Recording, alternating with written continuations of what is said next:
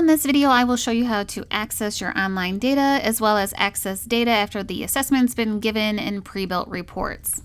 To access your online data, go into your online test administration by clicking Administer Online Testing, and then here you can see all of your test administrations. You can get live proctoring information and data by clicking on live proctoring. This will give you a dashboard view of live data coming in as your students are taking the assessment, but you can always go back after the assessment is given and look at that data as well. And you can also see student information by clicking on Students, and this will give you information on start and stop times and how long it took on average for students to take the assessment.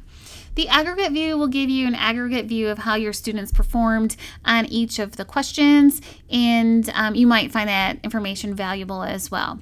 You can also find a lot of data with the pre-built reports that are populated within Illuminate. And to access these reports, go back into your assessment.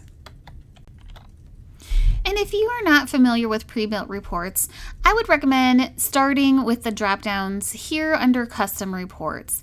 And if you click on the arrow just under Custom Reports, there is a section for teachers, site leaders, and district leaders. So if you're a teacher, you can click on the drop-down and it will give you some suggestions on pre-built reports that are available for you to use. And so there's the teacher assessment overview, student responses, pivot table, teacher peer comparison, response frequency, and one of my favorites, the matrix report. Under each of these sections, you can find out what the data shows and then what kinds of questions the report answers. So you can click on these questions and check to see if this report is going to provide you with the information that you are looking for. So one thing to note with the Flex assessment, you can find this student response report right on the main page of the assessment. When you open it up and you see that pie chart that you're used to seeing within the manual hybrid assessments, if you click on the blue percentage, that will link you to the student responses report.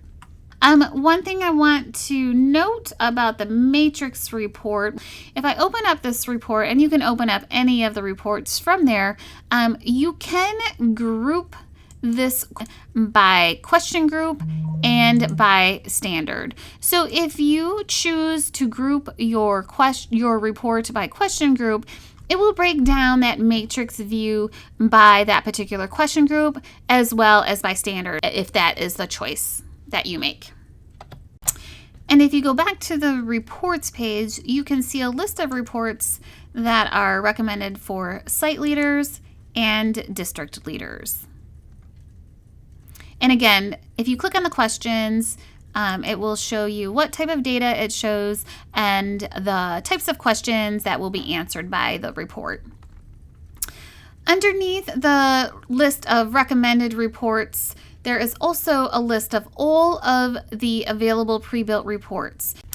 There are several reports to choose from, and you can click on the information button next to each report to get a brief abstract of what that report looks like and what types of questions it answers. For example, the student parent letters, which I see a lot of teachers use. It gives a description, purpose, and how to navigate to that report.